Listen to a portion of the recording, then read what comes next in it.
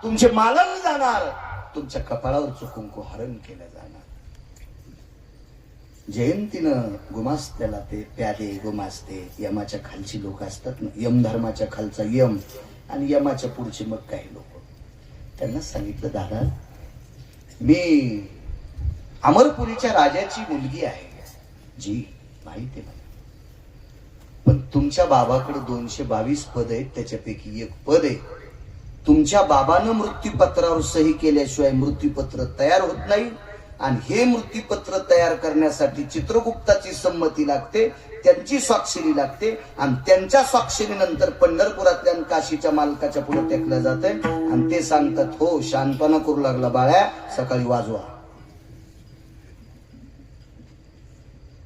पण अगोदर सही तुमच्या बापानंच केली ना. पत्र अमरपुरीत आलं, येऊन या काळ सांगतोय, नाही सोडत राजू, नाही सोडत. मृत्यू अटळ आहे, अटळ वृत्ती अटळ. माशी पाखू पाखडे तवैस ग्रास सगळी सत्ता. महाराज इथून आपण घरी जाऊ याचा भरोसा नाही राजांनो.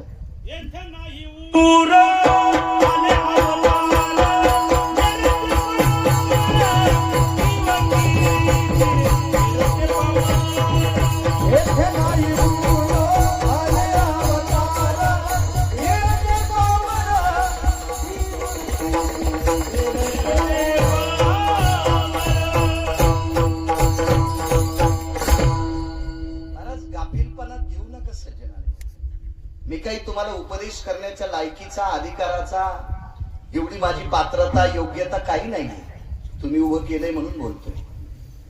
ज्या घरी आज आपण कीर्तन पुण्यतिथीचं करतो का, विचारा राजकुमारजीला आणि गजाननरावांना, त्यांच्या घरी एक मंगल कार्य होतं त्या दिवशी, आजच्या तिथीला. त्या दिवशी त्यांनी त्यांच्या मुलीचे हात पिवळे केलते, अंकल हात पिवळे केलते. ज्या दिवशी आपली एक कन्या एका घरची लक्ष्मी म्हणून प्रदान करणार, त्याच दिवशी त्यांच्या वडिलांनी प्राण सोडले. आहे का हातात कोणाच्या? 9-10 दिवस झाले असतील, नाही 14वा दिवस आहे आजचा. मुलीचं कन्यादान वतीत होता बाप, मुलीचं कन्यादान वतीत होता बाप. खिशातली 500ची नोट काढली आणि एका सात्विक सदाचारी ब्राह्मणाला कन्यादानात ती पैसे असतात म्हणून 500ची नोट मुलीच्या वंजळीत टाकली. ही ब्राह्मणाला जावी आणि ती नोट मुलीच्या हातात टाकणं आणि कन्यादान वस्ता वस्ताच पवल्याच भाग केला. नका गाफीलपणात जाऊ, मृत्यू अटळ आपल्या हातात नाही. आता परवाला धानोरा नावाचं एक गाव, मी तिथे कीर्तनाला गेलो. वैकुंठवासी गुरुवर्य सद्गुरु काशीगिरी बाबांची पुण्यतिथी होती. तिथे महंत 2 सख्खे भाऊ, त्यांचे वडील विहिरीत उतरली आणि अचानक विहिरीचा कडा कोसळला. 2 पुत्र आणि बाप त्याच जाग्यावर.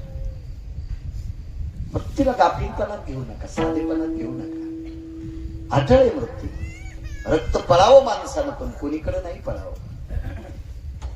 मिळालेल्या आयुष्यामध्ये काहीतरी आपण तात्विक काम करावं, सात्विक काम करावं, सदाचारी काम करावं, पुण्यशील काम करावं.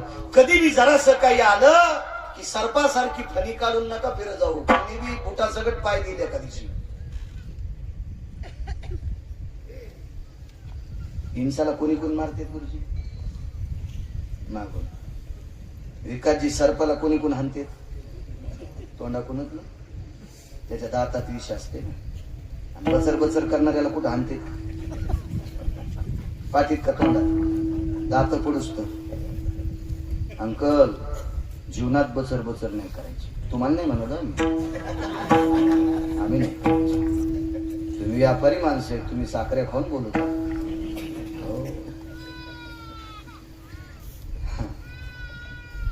4-4 गाड्या हळदीच्या लोड होत्या. ते म्हणते यान बाबा तुमचे लागू द्या पाय. 4-4 गाड्या हळदीच्या लोड होत्या. आणि मी यायच्या घरची हळद खिचडीत खातो. काय होणार गुरुजी आमच्या पायानं तुमचं? नाही बचर बचर बोलायचं.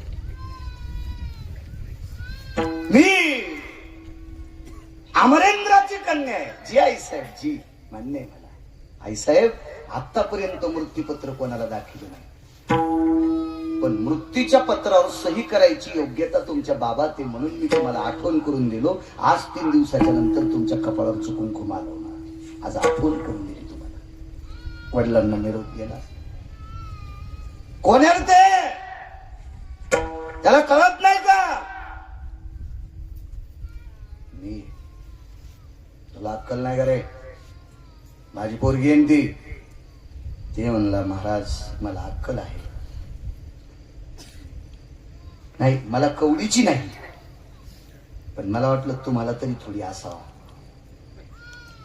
मला तर कवडीची अक्कल नाही, पण मला वाटलं तुम्हाला थोडी असल.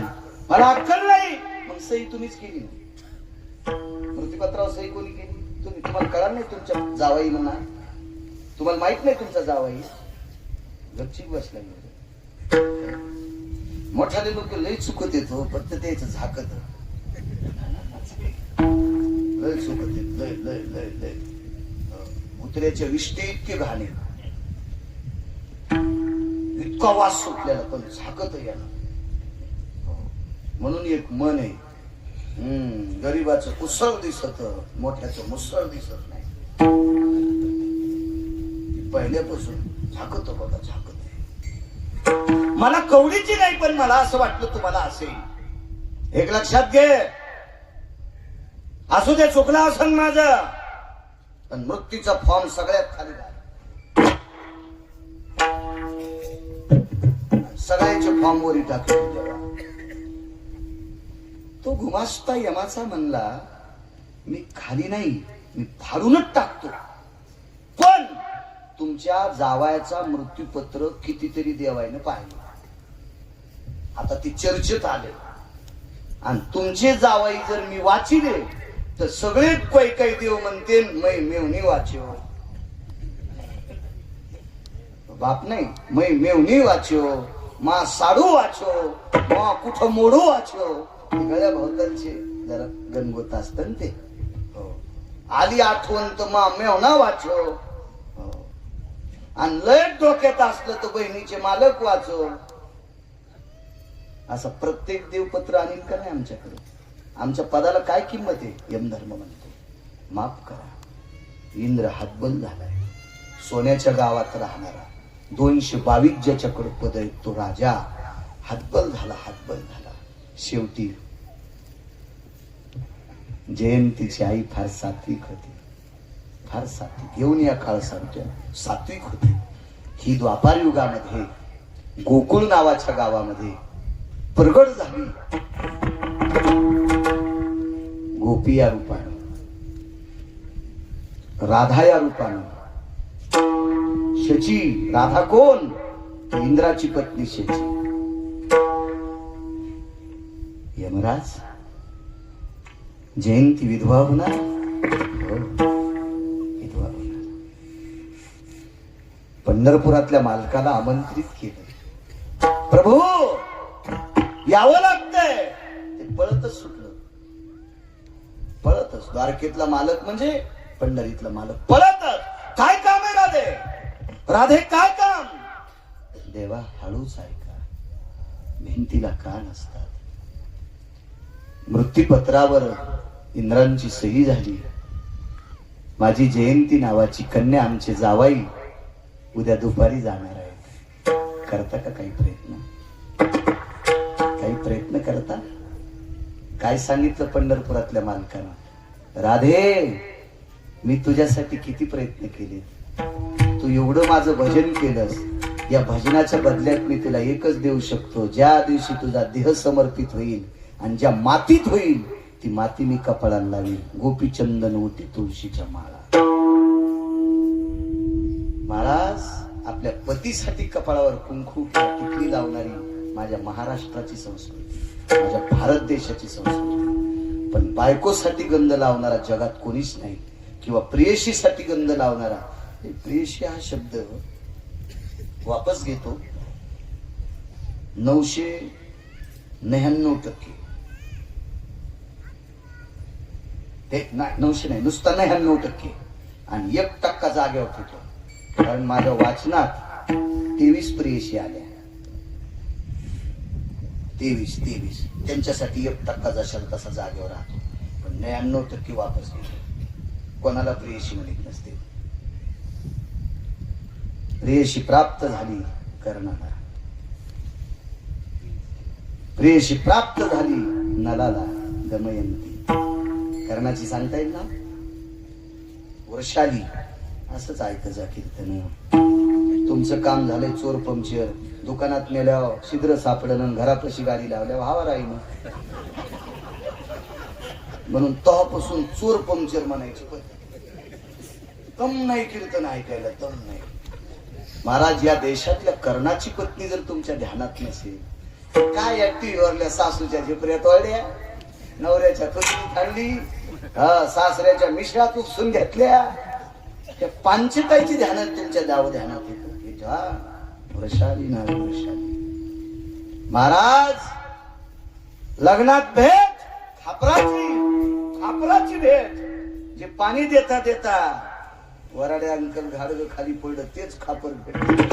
आणि त्या खापरावर नाव टाकलं सौ वृषाली कर्ण महाराज. सौ शब्द टाकला. सौ शब्द कौरक राहतो माहितीये का, मालक जिवंत आहे तोपर्यंत. कर्णाने विचारलं, वृषाली, आदर केलास मी दिलेल्या वस्तूचं, काय दिली गिफ्ट? खापराचा तुकडा. पण मला सौ शब्दाची शंका आहे. का मालक, माझ्यावर विश्वास नाही? विश्वास आहे, पण मी जर तुझ्या अगोदर गेलो तर? चुटकीच वाजली सूर्यनारायणाला. जगात असा सूर्य नाही की मला माझ्या व्यतिरिक्त तुम्हाला घेऊन जाईल. आणि कर्ण अगोदर गेले, पण कुंकू गेलं नाही. का? आईसाहेब सती गेल्या. अंशुक नावाचा कपडा खाली पडला. अंशुक नावाचा कपडा. मी एवढी कीर्तन करतो, 7079 गाव झाली माझी महाराष्ट्रात. हे पहिलंच गाव इथं पहिल्यांदा आलं का? याच्या अगोदर नाही का? 7080 गाव झाली. 7080 गावं पाहिली मी, पण मला अजून एकही बाई सापडली नाही अंशुक कोण्या कपड्याला म्हणतात. कोणत्या कपड्याला अंशुक नाव आहे? अजून पत्ता नाही. अजून पत्ता नाही. किती भागवतकार मेल्या सुधरते काय माहित. आपल्याला पहिली गोळी घाला. तुमचा दोष नाही, हा माझ्या वाणीचा दोष आहे. मी तुम्हाला खूप सपाट करून कीर्तन सांगायला पाहिजे, तर तुम्हाला माहित होईल. विठाला विठाला.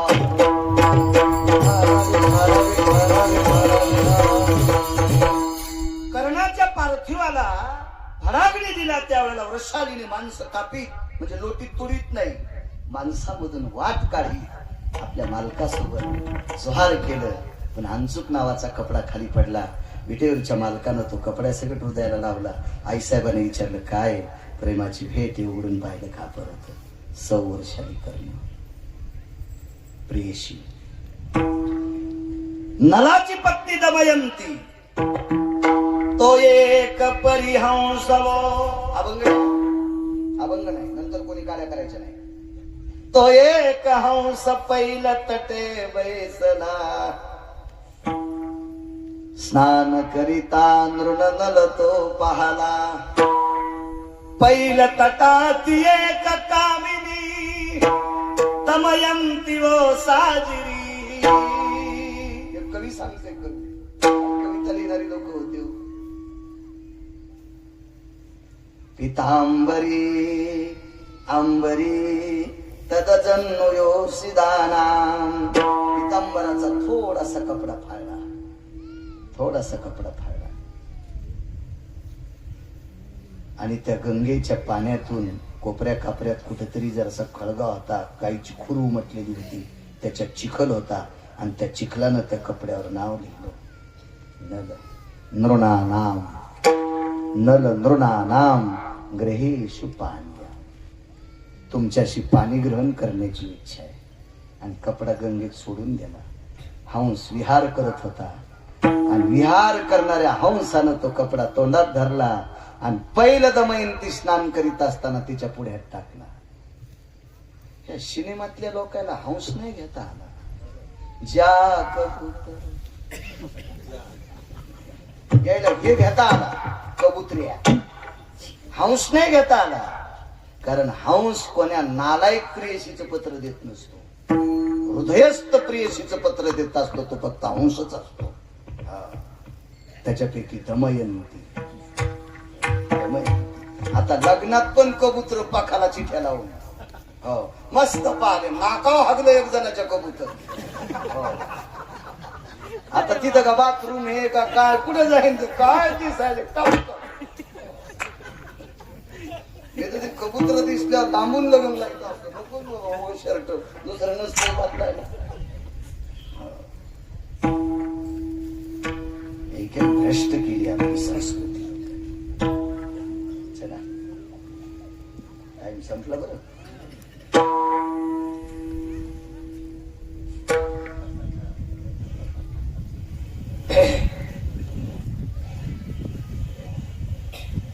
देवा माझ्या अंगाची माझ्या कपाळाला लावण्यापेक्षा लावत असतात लावणारा हात हे तुम्ही वचन मोडून टाका. एकच काम करा माझ्या जयंतीच्या कपाळावरचं कुंकू ठेवा. द्वारकेतल्या मालकांनी सांगितलं माय मी 7व्या अवतारात वनवासात असताना माझे बाबा गेले. माझ्या बाबांना मी जिवंत ठेवू शकत नाही. माझ्या 703 आई होत्या. 703 राजा दशरथाला 703 पत्न्या. 7वी सद्विद्या अविद्या या 3 आणि बाकीच्या 700. रामायणात सांगता येईल बरं का. राजा दशरथ गेल्याच्या नंतर मर्यादा पुरुषोत्तम रामचंद्रांचे पिताश्री गेल्याच्या नंतर किती पत्न्या सती गेलत्या. किती रामायण ऐकली तुम्ही. वाव भरपूर तांदूळ नेत जा. वाट्यानं नेत जाऊ नका टोपल्यानं नेत जा आमच्या डोंबल्यावर टाकायला. हो नाही पत्ता आपल्याला जाऊ दे. मा टाइम संपला. मी काय गुत्त घेतलं का. सगळ्या गोळ्या या खटल्यावर रिॲक्शन येत असते. राधे माझ्या सुद्धा काही मातेंच्या कपाळावरचं कुंकू पुसलं गेलं. मला नाही थांबवता आलं ग. माझ्या आईचं कुंकू मला तुझ्या मुलीचं कुंकू कसं थांबवता येईल. काय पुरुषार्थ. राधे माझा एक भाचा मानवी सिंह होता. मानवी सिंह तो भाचा म्हणजे अर्जुनाचा पुत्र अभिमन्यू. मी माझ्या मानवी सिंह अभिमन्यूला सुद्धा वाचू शकत नाही. तुझ्या जावयाला कसं वाचवी. महाराज सर्वस्व अर्पण करायची ताकद देवात राधेसाठी. सर्वस्व अर्पण करायची ताकद. पण जयंतीच्या पतीला उठवता आलं नाही.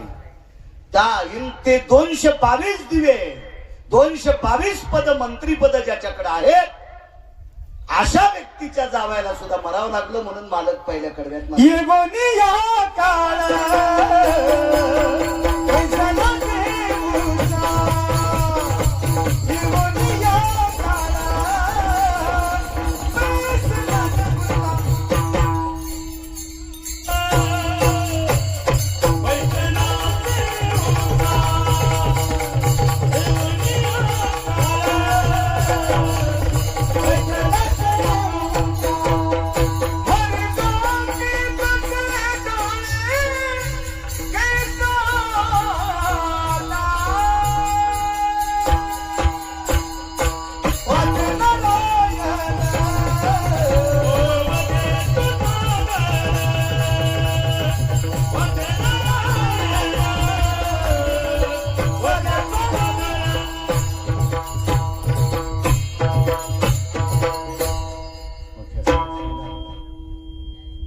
केल्या जातं ते श्राद्ध स्वर्गीय वैकुंठवासी सत्यलोकवासी गोलोकवासी कैलासवासी दाजीबा किशनराव गोरेपाटी विश्वाच्या मालकाच्या सानिध्यात किंवा विश्वाच्या मालकाचा निरोप आला आणि त्यांना इहलोकातली यात्रा सोडावी लागली. त्यांच्या पश्चात 2 पुत्र आहेत. गजानन रावांनी आणि राजकुमारजींनी त्यांच्या काही बहिणी दाखवल्या. वयस्कर मावल्या आहेत. त्यांच्या मुली दाखविल्या. त्यांच्या वंशात नातू पंतू आदी करून सगळं काही परिवार त्यांच्या मातोश्री सुद्धा मी पाहिल्या. स्वर्गीय दाजीबांजी मृत्यूलोकामध्ये आर्यमा नावाचा पितर त्यांना पुनर्जन्म दे उपजेते नाशी नाशिले ते पुनरपी दिशे किंवा जीर्ण सांगलीजे नूतन विढीजे त्यांना गोड अशा प्रकारचा अधिष्ठान ज्या स्थलात असतील तिथं मिळो आणि त्या ठिकाणाहून आपल्या या गोरे परिवाराला गोडशे आशीर्वाद देऊ लोकांच्या चरणी प्रार्थना करतो आणि अर्ध्या मिनिटाची आदरांजली समर्पित करतो. श्रद्धांजली ही ठराविक वेळापुरती असते आणि ज्या वेळेला वर्ष संवत्सरास्थित काल खंडत असतो किंवा षण्मास एक आयन संपत असतं त्याच्यानंतर श्रद्धांजली नसते, आदरांजली असते. निधियाम निधिपती सकल ती